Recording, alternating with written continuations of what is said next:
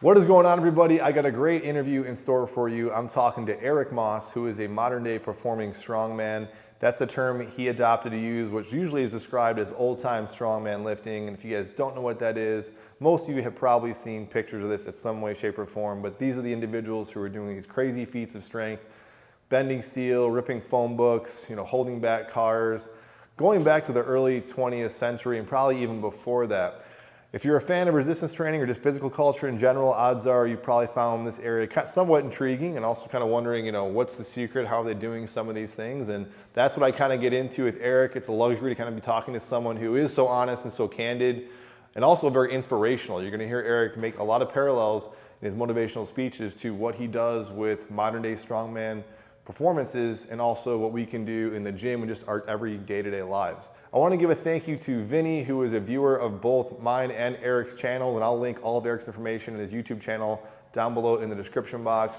But this was a listener requested video that when Vinny requested this to me, I said, actually, I was thinking the same thing because I actually watched and looked into Eric already. So it just happened to work out, and I don't think it's by coincidence because I think a lot of you guys who are watching my content probably might be into some of this stuff as well. At the very least, I think you'll get something out of this though. I'll put some timestamps down below. Don't want to waste any more time or spoil anything.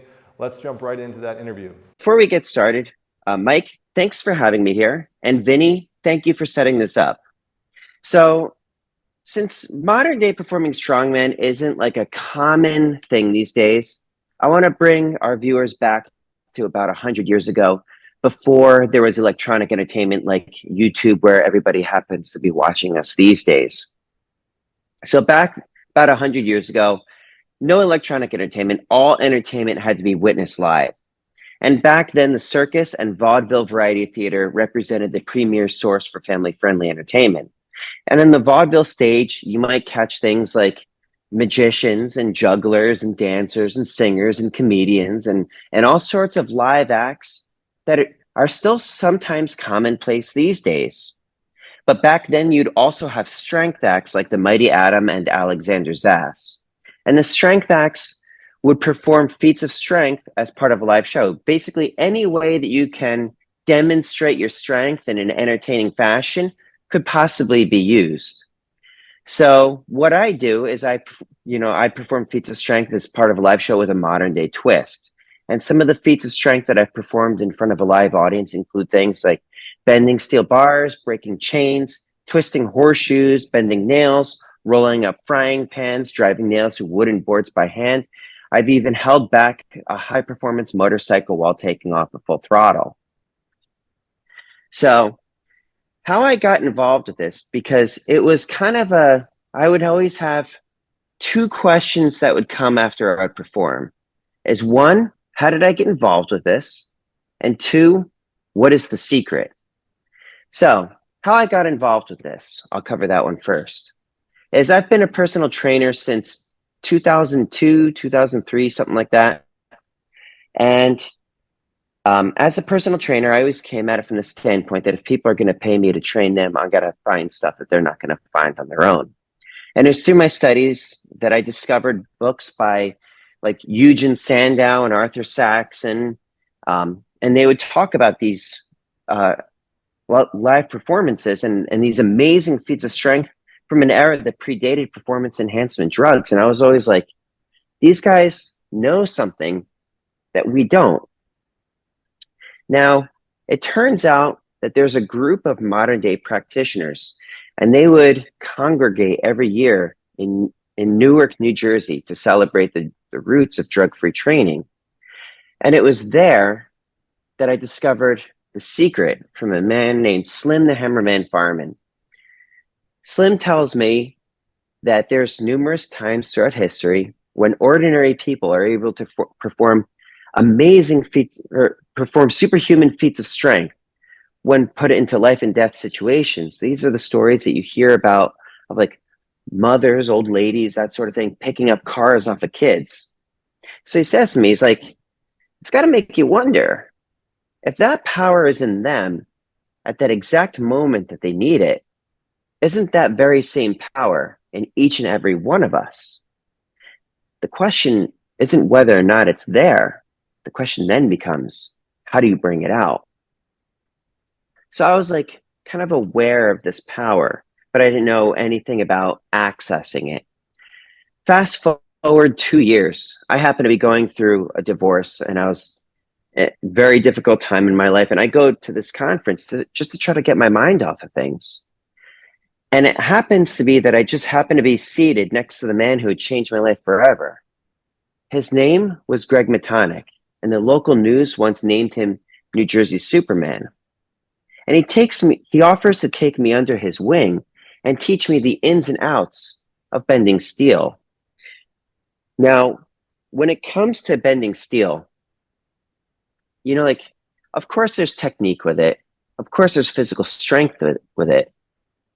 But steel has this aura about it that makes people think it's impossible. It's not impossible. It's hard. Like many things in life, it's hard, but it's not impossible. So what I learned from Greg is that strength, true strength, is not about what's here. So it's up here and in here. And in doing so, like I learned a lot about my potential, and it was critical to recreating the identity that I have about myself, which is one of the reasons I'm so passionate about it. And it's one of the reasons I want people to know that this is still, in fact, a thing. Wow. Yeah, that's a great intro.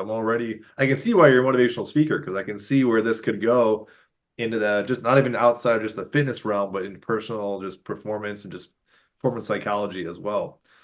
Uh, can we hit on that distinction again? Just about because when we first started talking before we hit record, I started referring to you that I know it's most of our viewers might be can know the term strongman as the Brian Shaw's, the world's strongest man competition carrying trucks, and I think most people realize what you're doing is different. Maybe some people don't. That other category I previously thought was considered old time strongman, and so maybe make the distinction of maybe that world itself, but also why is I guess is that the right terminology nowadays considered modern day performing strongman? Technically, there is no right terminology. Okay. Um, I don't know if I was even the one that came up with modern day performing strongman, but it just seems like it's a more accurate term. So going back to like that vaudeville era, right? The strength acts would perform as part of a show, right? And back then, in order to improve like their billing, they would claim, "I'm the strongest man in the world because I can do XYZ." And then another strong man would be like, "Well, no, I'm the strongest man in the world because I can do ABC." And then another one might say, "Well, I'm the strongest man in the world because I can do D, E, and F." And they would sometimes have showdowns. Now, when World's Strongest Man came about, it was, I think, in an effort to figure out who actually is the world's strongest man through a variety of feats, right? And it became more of a competition instead of a show. And when guys like Dennis Rogers and like Stainless Steel and stuff like that came about, they weren't doing it as a competition. They were doing it as a show. So they likened it back to the old time guys, the olden days when it was still a show. Um, so even when I tell people that like I'm a strong man, they think that I compete. I'm like, no, it's a show. It's a show that you would see on a stage, and it's actually one of the things. Also, is a common practice back in the day was to challenge various members of the audience to do your feats, and that's actually something that I don't include in my show because one, it sets them up for failure because they haven't been trained. It's not fair to the audience. And two, it kind of defeats the purpose of my motivational speech, which isn't "look how mighty I am." Yeah. It's "look what's possible" with the right mindset and the right strategies. Yeah, I think also maybe as I said that out loud to you, I mean, I can see where I think your term is better because old time strongman versus modern day performing. I think the performance part is really the also the great art, which is really an art form, I would say, what you're really doing. Aside from just the physicality of it, there's really an art in the performance part of it, which I think is really cool. And also like I think you said this, I watched some of your videos that it is a lost art, just kind of a small niche, small community of Hmm. people like you that Hopefully one day it keeps growing because I can see it being another kind of subculture that people just have fun. And I think our society kind of needs it, especially we're so used to just digital performance and not, that physical stuff we can see live. Yeah, and it's also different when you witness it live. I mean, like if you want to watch me roll up a frying pan, just look me up on YouTube. Yeah. But seeing it live and holding it in your hands after I do it, it takes on an entirely different kind of experience. Hence And where the it's, name, the Strongman Experience, came from.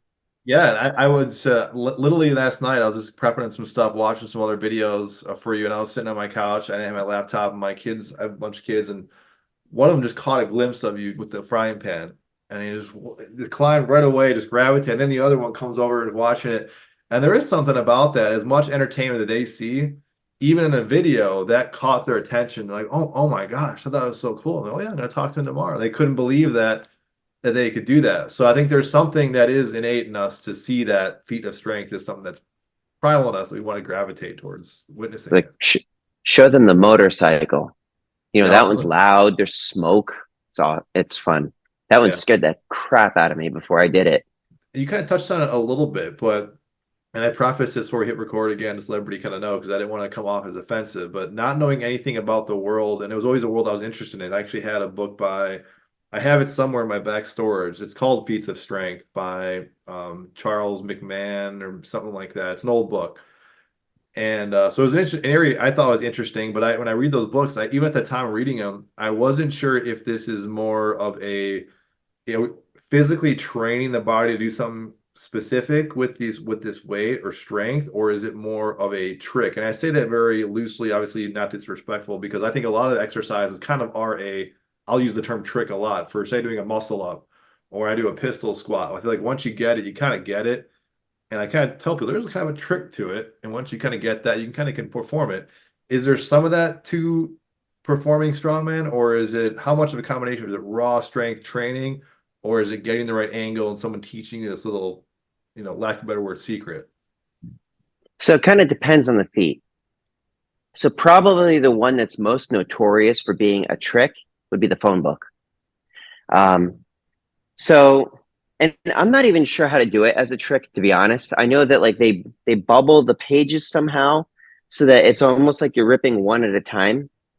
And that to me is like it's not technically a trick. It's like a technique that makes it way easier. But I almost stay away from that just because it's like it is still technically ripping a phone book.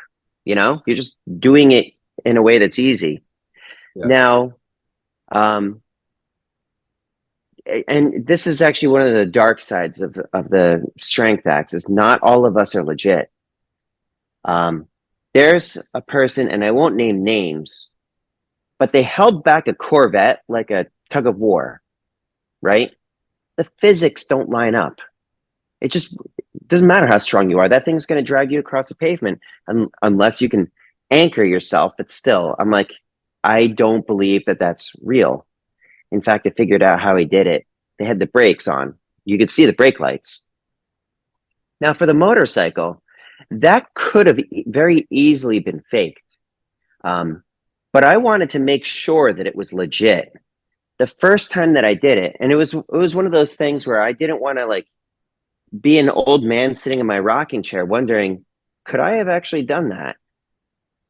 Um, and then when a friend came by who was going to be my rider, came on an 800-pound motorcycle, I legit had no idea if I could do it. I trained for it. I trained hard for it to make sure I was as prepared as I could be. And I was like, this is either going to happen or it's not. And I set up a thing where if I couldn't hold on to it, and you needed him to be an experienced rider, because like if I couldn't hold on and he lost control, I needed to make sure he was safe. But I'm like holding it back, and I could feel the tension going up. And I'm like, oh, I don't know how much longer I can go. And then it leveled off. And that's when the tires broke friction. And I was like, okay, I totally got this. And then for the high performance motorcycle, even though it's a faster motorcycle, it's lighter. So I was like, I knew I could get that. And I was comfortable putting that into the show. But that would have been an easy one to fake. In the community, is it something that you don't necessarily even like? Again, I don't know if it's really a direct parallel to like the world of like magicians and stuff like that. So like, I think it is different, but it's performance in a sense. Are these things that, going back to the question again too, I mean, you don't necessarily want to keep these things kind of secret, or is it something that you could just go to a weekend course where we could talk to you in your private training, you could teach me how to bend stuff, and then I could just set up my own act? I assume it wouldn't be that easy. Like there's probably some stuff you physically have to be strong to do, or is it a matter of literally kind of learning leverage? So I guess two-part question is the community kind of like to keep things kind of somewhat secretive, so it is kind of kept the allure of it, but also how much of the technique is really the hard training, or how much of an element is there into that? Well, that's one of the things is like, first, you remember the theme is look what's possible, right? It is possible for you. You could learn the technique in a weekend and then you just have to train it, right? Now, as far as who I would recommend learning it from is my coach, Hercules Chris Ryder.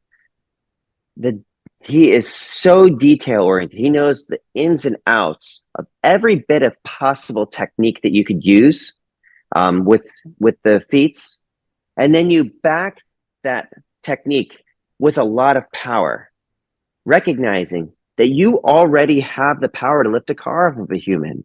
Where you just, like you have to get past that mental chatter that says, no, this is a piece of steel, it's impossible, or no, this hurts, I need to stop, or I'm going to break. Now, could you apply? Does that make sense? Oh, it does. What comes in my head though is thinking, well, how much of that is on the device? Like, let's say, could he teach that same, I guess, the mental side of it? And let's say I'm looking at a traditional barbell deadlift, because I could see maybe someone not necessarily as skeptical as his point of view, but maybe they're saying, well, yeah, that works for showing you how to bend a horseshoe or something like that. But is it going to make me go from, say, 315 to 405 deadlift in one session? Do you think there is some carryover to a basic traditional lift that people could take those things and carry it over, or is it dependent on like the device? Potentially. So, like, I'll give an example as far as the technique.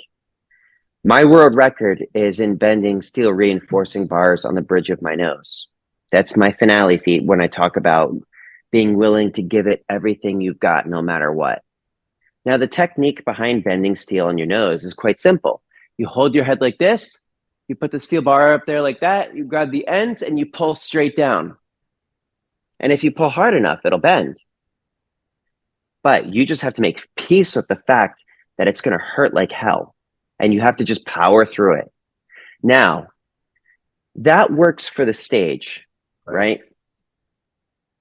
In terms of deadlifting, I wouldn't recommend applying that mindset right from the get-go, because like the mind drives the body, right? And then the body does what the mind is telling it. So with my training, it's making sure that the structure itself isn't going to break under the pressure of the torque. Does that make sense? Yeah. Yeah, it does. So there's some knowledge you were trained, or maybe some trust in the fact, like if you just told me how to do that, I'd be like, part of that is like, I don't want to do that because I want to break my nose. But if you've probably done this enough, or someone's taught you the idea like that's not going to happen, at least in that position, that there'd be no harm potentially done to your nose, or just would hurt. In that example, versus if I deadlift 400 plus pounds, not trained, they can tell you all you want, but you're physically, yeah, it's just the two things aren't going to work. Something might break. Yeah, I mean, yeah, yes and no. So like, if you were to try to pull a deadlift and you're pulling hard, right? And let's say I'm there with you and you don't get it. And I could say to you, I'm like, be honest with me. Could you have pulled just maybe a little bit harder? You could. You absolutely could. And if you could pull just a little bit harder, could you maybe pull just a little bit harder than that? Probably. There's more in there. Now, that's one way to go about it. You could also injure yourself in the process. I prefer to work you up with that with progression, so that you don't have to get into that crazy mode, you know? Yeah. No, I love it. I think yeah, it's clicking a lot based on I can see the parallel between yeah the performance strongman and then the practical side as you being a trainer too, and how those two worlds can kind of blend together. I'm pretty honest how honest you are and candid you are about just briefly as we've talked, just kind of sharing the these performing arts kind of feats because sometimes I could think of someone just saying, well, and again, this is just me I don't know what the lack of a better term, like the business side of my brain working. Not that I'm a business savvy person at all, but I'm thinking, yeah, if you had this knowledge, wouldn't that community kind of want to keep it kind of secret, like a magician keeps their trick secret, so that well, you don't want everybody just knowing how to do all these things, but maybe there's still that effort. Going back, I guess the original question that there's still even if you know these things, stuff still is going to hurt, and it still is hard to kind of do. You Hmm. know, that's here I'm going with Well, that. it's one of the things, like with magicians, they have something to hide. I don't, Right. Okay. you know? And I'm friends with magicians, Yeah. and I don't want to know how the trick works. I like being in the audience. Right. Are there certain things that when I watch you do the frying pan, this is just simplistic question, but I'm assuming there's some things that just work for performing strongman versus something that's just not going to work. I mean, could someone come on stage and be like, well, here's a random thing you haven't trained on this. Could you try and break it? And maybe you have some knowledge of leverage, but others, let's say frying pans, for instance, when you grab that frying pan and you're rolling it, which I don't know how many frying pans you've gone through, you probably have, where you get those, but Well, there's certain if you frying could, pans. there's a bunch right there. Oh yeah. Yeah. Could you bend any frying pan or some, this is like, well, this is a certain quality of metal that's just not going to bend. Does it have to be a certain type? Some will go, some won't. And in truth, that's every feat for the most part. Really? So, like, I have a love-hate relationship with wrenches. Some wrenches will go, some you can't even move with a sledgehammer, and you don't even know what it's going to be until you give it a go. Because, like, by the same brand in the same pack, Really? and one will go and its brother won't. Wow. That's very There's interesting. Oh, there's variance in materials, and wrenches are all over the map. wow. So what does your training look like for in both worlds? I guess your general fitness, but maybe more specifically if someone's kind of, and this will be a follow-up question coming up, but just in that world of modern day performing strongman, what does your training kind of look like? So on my YouTube channel, my name has kind of become synonymous with isometrics. And I feel like when all you have is a hammer, you treat everything like a nail. And yes, I do isometrics, but I also do weight training. I also like with barbells and chin ups and that sort of thing. I also work with kettlebells, clubs, like club bells, because I don't want to be just strong at the feats that I do in the show. I want to be all around strong. So most of my training is centered around the basics, you know, bench, squat, deadlift, overhead press, that sort of thing. And going back to that whole bit about you already have the power to lift a car off a person, right? Your body just doesn't really know it yet. In order to do that, you have to teach it. And you have to teach it in a way that doesn't set off those threat mechanisms that say, no, this is too much. We're shutting the operation down.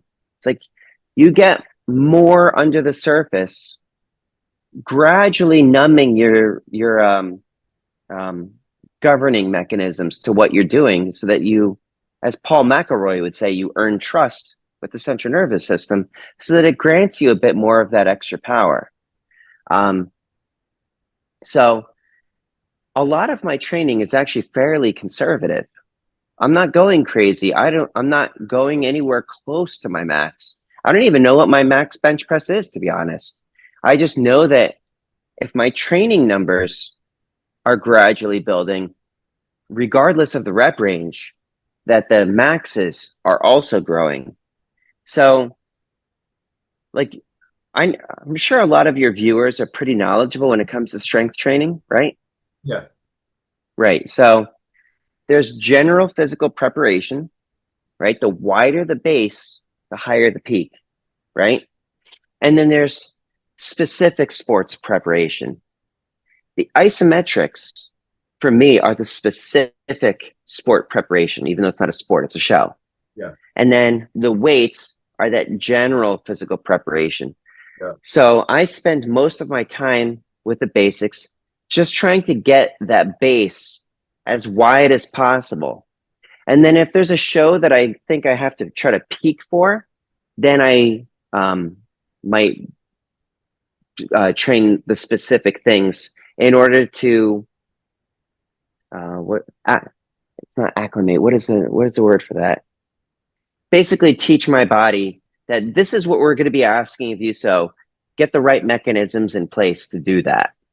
Yeah, that's great. I mean, it sounds like, yeah, traditional, strength and conditioning. Just like if someone was a soccer player, they might they have a foundation of some base conditioning, fitness, maybe weights, whatever, but obviously their focus is in their sport. And I would assume, well, because even looking at you, I mean, no offense to anyone else who does this type of stuff, but sometimes when I see the modern day performing strongmen, sometimes they don't look like they're really, built or in shape or something like that. And you look like, yeah, you're a very physically fit, built guy.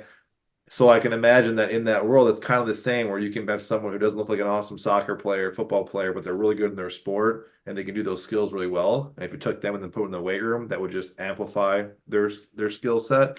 Is it kind of like that where you can have people that can be really good in that field of modern day performing strongman, but maybe don't work out that much? They just really focus on just that core discipline. Kind of. So like Slim the Hammerman Farman, he would work on the quarry all day, and which also kind of built up his general strength because like you get some serious tendons working in a quarry, smashing up rocks. And then he would lock himself in the dungeon after work and train the feats. Now, if I was to be the best in the world at those particular feats, that would probably be what I would have to do is just focus solely on those feats. Because if you train to be the best at one thing, you're more likely to be the best at that one thing. But I also know that like some feats are going to be harder than others. Like bending coins is ridiculous, but it's also lost on the audience. So I don't include it. I'm like, what's going to actually make a great show? Yeah. And I don't need to be the strongest man in the world at what I do. I just have to kind of be my own best. And I like being all around strong for everything. I like looking the part because like when I'm on stage, people want to see a superhero. So you have to look like a superhero, you know? Are there Now, any? if I just Go threw ahead. myself completely into those feats, yeah, I might be able to bend harder steel than I normally do, but the steel that I'm doing is just fine. It's still like when I pass it around to people, they pull on it. They're like, that's legit. Now, whether, like it's up to the level of like stainless steel or slim, no, no, but I'll never beat those guys anyways. And I don't need to. Yeah. For someone watching this, and I'll do a later on a follow-up question about, where someone would go to kind of learn these tricks, or sorry, I keep saying that, learn how to do this, the skill set. And you kind of already touched on that a little bit, but if someone were to take this information and be like, well, I'm not really going to be practically, I'm not going to use modern day, I'm not going to become a modern day performing strongman, but I get the strength conditioning basic stuff aside. Are there any kind of specific exercises or skill sets you get from this type of training that the modern day person could then implement? Maybe I guess what comes to mind definitely would be isometrics, but is there any kind of specific types of training that the modern day person could adopt from this? And then if so, are there any kind of specific tools or devices that you particularly like? Yeah, I mean, there's some things. So like as far as like strategies and methods, like isometrics is one method.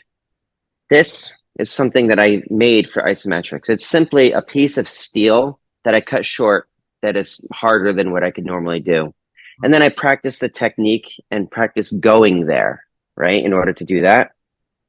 Same thing with this is a phone book that's wrapped in a bunch of duct tape, right? Just to practice isometrics. Now, as far as like uh, strategies, would be micro incremental progression, right? So like adding maybe like 2.5 pounds, a pound, that sort of thing would be a possible strategy. I'll show you this other thing that I was training earlier. This is a sledgehammer.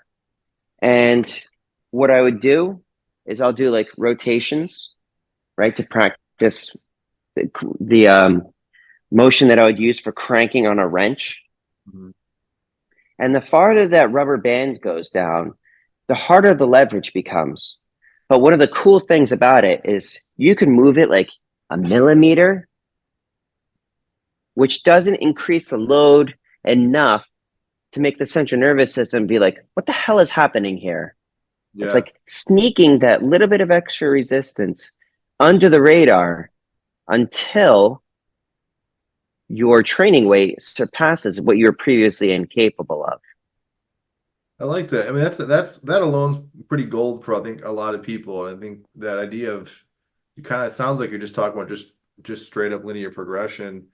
But I think where a lot of people kind of maybe fail in that strength training in general is that they take these, 215 feels good. I'll just put another 50 on each side, or 25 and 25, versus these very, it sounds like your approach in general is very incremental, slow and gradual. Is that kind of right? Yeah. Okay. Yeah. Um, so for one of the things is what people should look into is there's a presentation on YouTube by Paul McElroy, and it was um, It's like the secrets of superhuman strength or something like that. If they just put that into YouTube, they'll find it, right? And he talks a bit about this. So, um, one of the things that I would say is like, where do you think most of the reps should be in terms of adaptation? Like, what percentage of a one repetition max? I think I've heard both ends of the spectrum, but I think most people would say something. If it's some for general strength, I would say something, 80+%, something around there. But I've heard the lower intensity too. I've heard certainly closer to higher intensities. But I'd say the sweet spot. Someone would say 80+ percentage. Right. Okay. So like 80%. I'll just use this as an example. If you could raise that 80%, um, then your one repetition max will also raise, Right. right? If you could raise your 60%, then your 65% will also raise. And if you raise your 65%, your 70% will also raise. And if you raise your 70%, your 75% will also raise. And if you raise your 75%, your 80% will also raise. In truth, any of those is going to translate to all of those to some degree. So it is generally easier to progress something that is easy than something that is hard until you build to a peak. And it's like you do that when you're ready.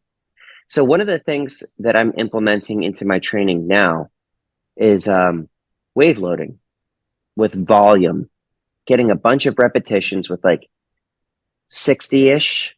And when I say 60-ish, it's like I said, I don't even know what my one repetition max is. I'm just assuming it's probably around 50, 60%. And then like, let's say I take 3 loads, right? One that's like 60-ish, another one might be like 62-ish, 64-ish, somewhere like that. 3 loads that are around that range. And we'll assign them load A, load B, load C. Get a bunch of reps with load A on one day. Next day, load A again. Third day, load A again. Fourth day, load B. And then load A again, load A, load B, load B, load A, load A, load B, load B, load B, load A, load B, load C. So like it gently teaches the body. It's like, see, this is not that bad. So stop being such a sissy. So it's Yeah. less likely to set off those threat mechanisms. Yeah. When you do that, if you're not, I'm assuming you're not getting super specific on if it, like you said, it's not, you don't know if it's really 50 or 60%. Is it, so you choose the load, and then let's say on load A, are you focusing on a set number of reps, or are you just going reps to some part of failure, or how does the rep range change? Say on let's say load A, for instance. The reps for the most part don't change. I do keep it within a time limit so that like let's say I'm able to get 50 or so reps with a given load. Um, I should be able to get around 50 reps with like a little bit higher, maybe a little bit higher than that, but it shouldn't drop below like 30 reps, right? If it drops down to 30 reps, I know I've probably gone too heavy, Yeah. Okay. right?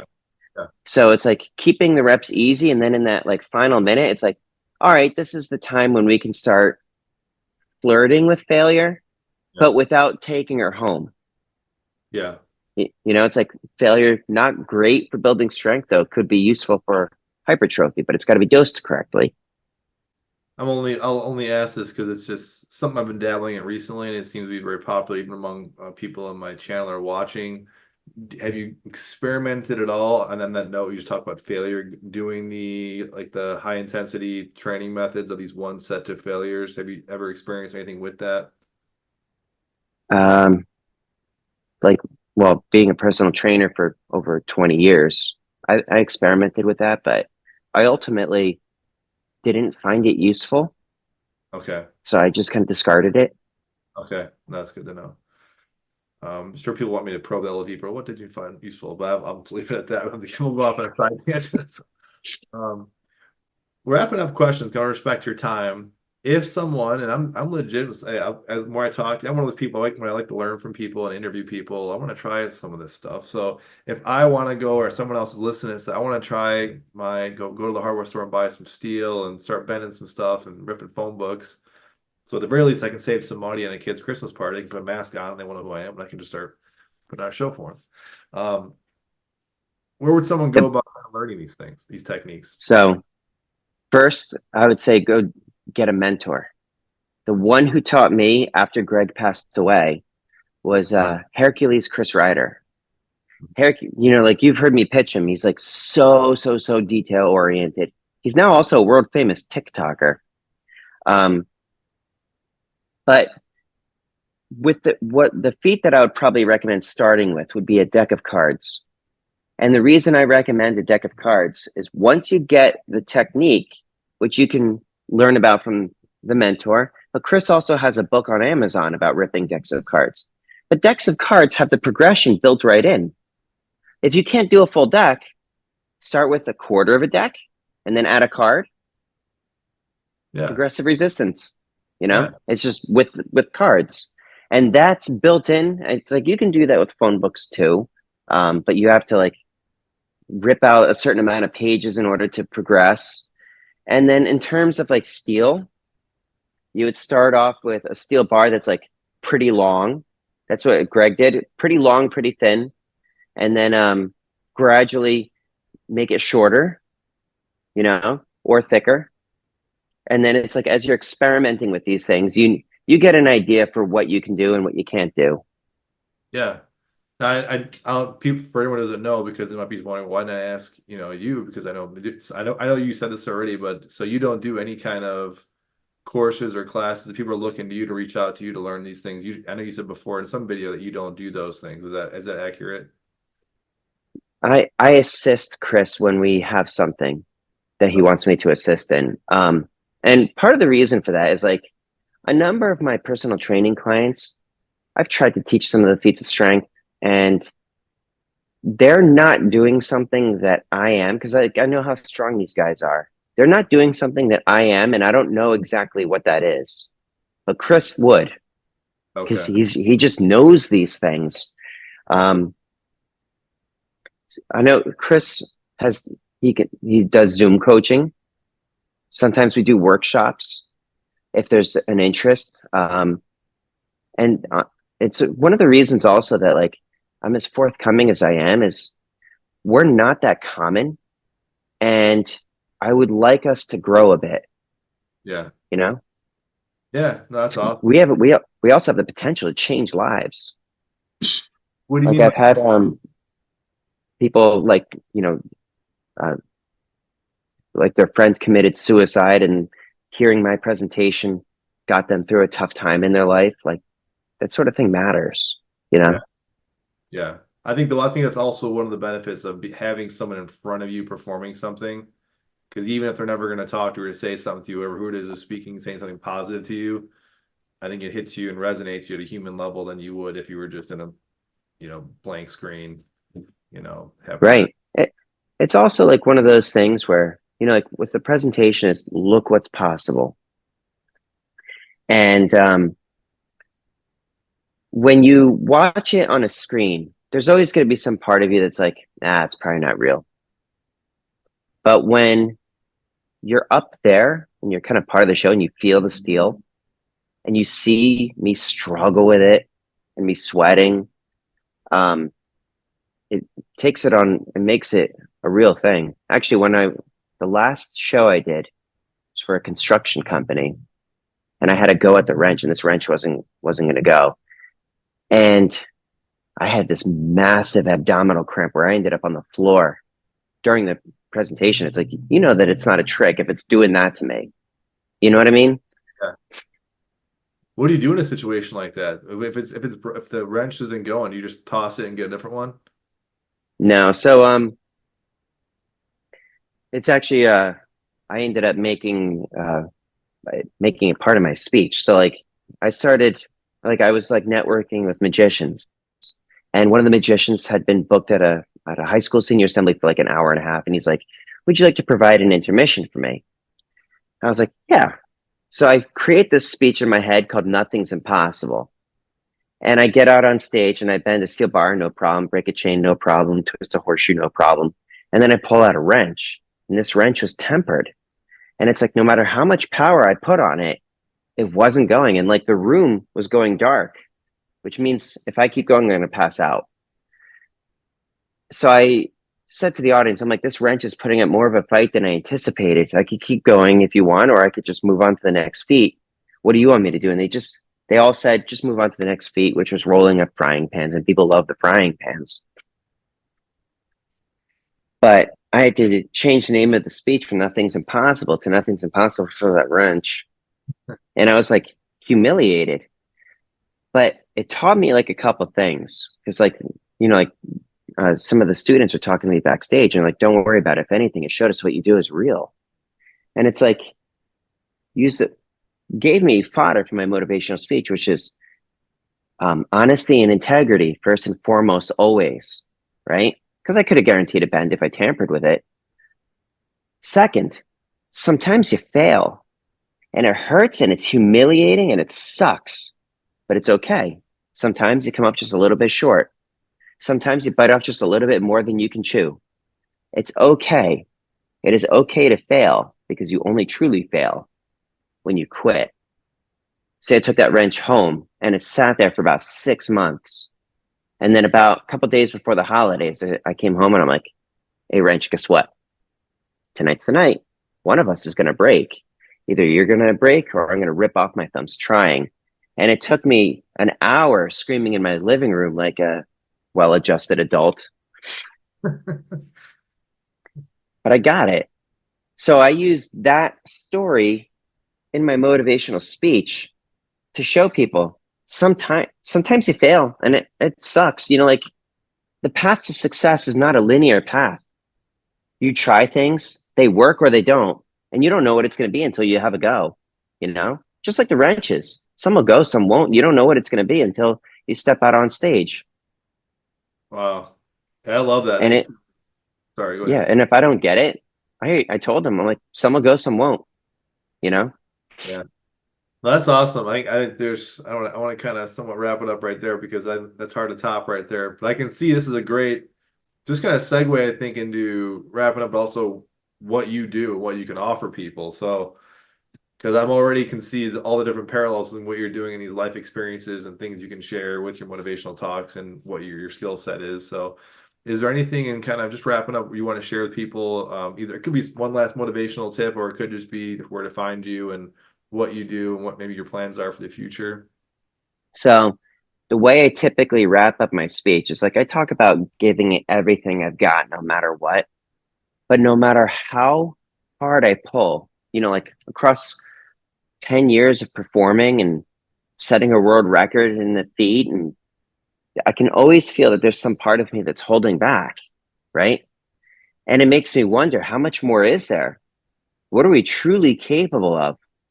We're all capable of more than we realize. And we owe it to ourselves to figure figure that out, Yeah, to find out what we're truly capable of. I love it. So where would people find you? And then any kind of future plans you got going on a YouTube channel or anything else, business wise on the internet, but also just kind of what, maybe just plug in what you do and what services you offer. So I would say look me up on YouTube. I try to post every week if I can. Yeah. Um, I have this thing where people would ask me questions, and when they do that, I try to create a video answering their question and it kind of started off because like someone asked me a seemingly simple question, but it involves an in-depth answer more than I can answer in a YouTube comment. But I can use a YouTube video to explain it. Um, and then I also try to chronicle my performances that I do across the country as a way of kind of like remembering some of the places that I've been, and I'm like, there's still a story to be told. Like I wrote a book, and people would ask me for a follow up, and I'm like, I think that the videos are going to be the new way of telling stories after the book, because like a book has to have a big definitive beginning point and an end point, but I'm like, we can continue the story with the videos, Yeah. which is a new outlet for me creating with that. And then as far I as, do that like a vlog. oh, okay, yeah. And is there, do you offer online training or anything else if people are watching the video want to get in touch with you or anything like that? Or is it more in-person training? I do offer some online training. I don't really push it because it's a tough platform to really help people with. Um, a lot of the stuff I do really needs me in person to guide them and cue them and load them up correctly and stuff like that with all of the toys that I have in here, you Yeah. know? And you're in the New Jersey area. Do you want to plug just like your gym or? Sure. My personal training studio is in Boonton, New Jersey. Okay, awesome, cool. And we'll link all this stuff down below in the description box if you want to find you and all that information. So really appreciate it, Eric, and your time and all this. I think people are gonna learn a lot from this. Thank you for having me, and thank you, Vinny, for setting this up. Awesome. Thanks, Eric.